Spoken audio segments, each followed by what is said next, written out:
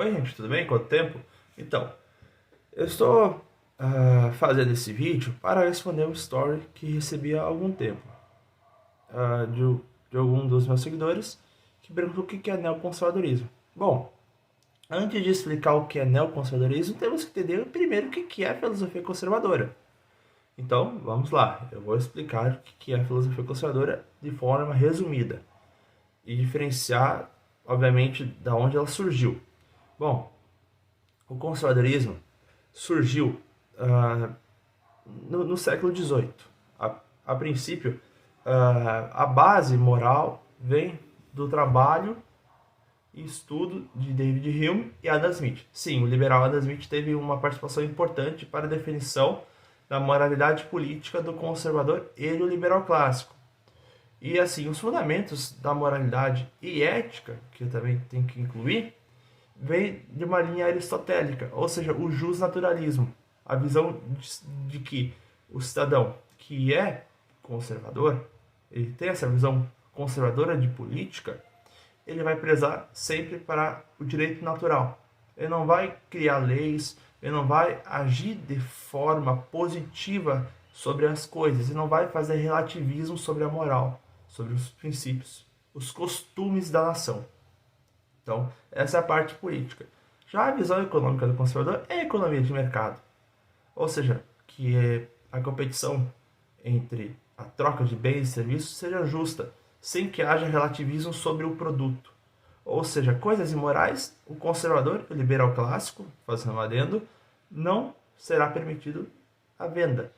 Ou seja, quem pelo menos leu, vou pegar um livro aproveitando, ou teve um estudo acadêmico básico, isso aqui é um dos princípios da economia do conservador, riqueza das nações.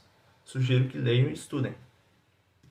E também aproveitando, já que estou com uma penca de livros aqui, esse é um dos livros bases do conservadorismo, que eu sugiro muito que leiam. Então,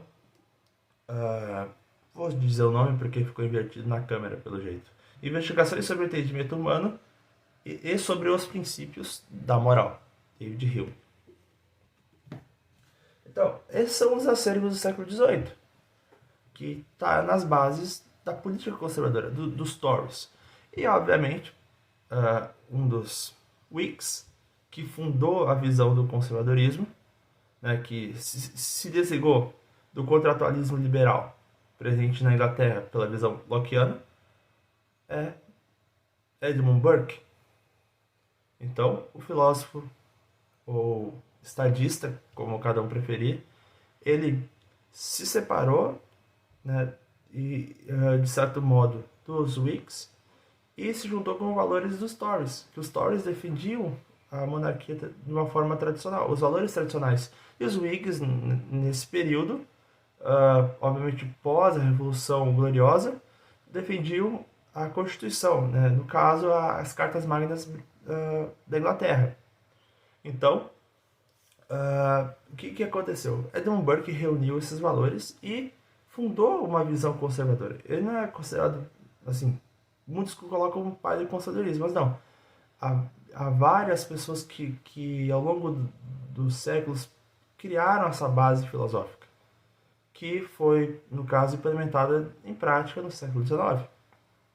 Aí poderíamos citar vários exemplos, mas eu vou focar, como já estou fazendo, nessa base primária da origem do conservadorismo. Então, a sua aplicação em outros países, mediante a sua cultura, obviamente será diferente. Exemplo do Brasil. Mas a origem em si sempre vai ter os mesmos valores universais, como o próprio Roger Scruton trabalha em seu livro Conservadorismo, um convite à tradição e como ser um conservador, que ele abrange de maneira geral as ideias que remetem ao conservadorismo. Então, o que seria o neoconservadorismo? Agora entrando em questão. Bom, os neoconservadores é um movimento criado nos Estados Unidos, em que o filósofo já falecido Russell Augustus Kirk, em seu livro Política da Prudência, aborda essa questão, explicando que esse movimento, que tomou o Partido Republicano, junto com os neoliberais, acabaram manchando a filosofia que estava em estrutura dentro do partido. E assim criando o quê? Políticos apenas, como posso colocar, opacos. Políticos de fachada, tampões. São políticos que tampam as soluções e que apenas obscurecem o caminho. Os neocons, eles pegam os princípios que eu citei do conservadorismo e colocam em maneira relativa à filosofia. Ou seja, eles não vão seguir uma tendência fixa com que a filosofia trabalha. Então a aplicação política ela vai ser relativa à moral, muitas vezes. Ou seja, medidas populistas, medidas de alienação política perante o seu eleitor. Isso que o neocon ele com certeza fará. Utilizando termos, vamos lá, brasilianos ou brasileiros, dependendo de quem esteja assistindo esse vídeo, o neocon ele não se importará com a psique, né, o psicológico do eleitor. Ele quer mesmo que haja pessoas cegas o seguindo. Ou seja, dentro do neoconservadorismo, o populismo permeia. É uma forma de direita populista, em termos gerais.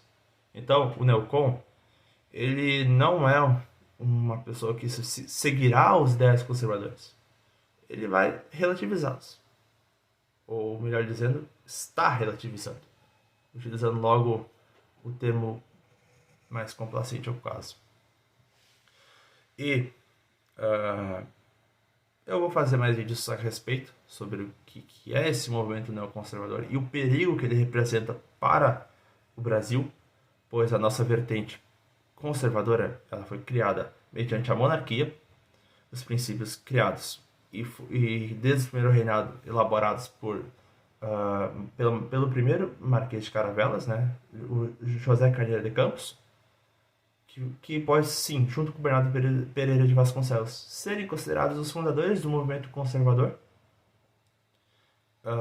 e dentre outras coisas que poderia citar aqui nesse vídeo longo, mas a princípio é isso. Então, quem acompanha as eleições americanas e sabe que isso dá uma influência aqui no Brasil, mediante aquele evento, o CEPAC, tem que saber distinguir quem é conservador de neocon. E esse é meu vídeo de contribuição. E forte abraço, gente. Sigam, compartilham, curtem meu vídeo. E mandem para os seus amigos. E meu objetivo não é polêmica. Meu objetivo é só esclarecimento.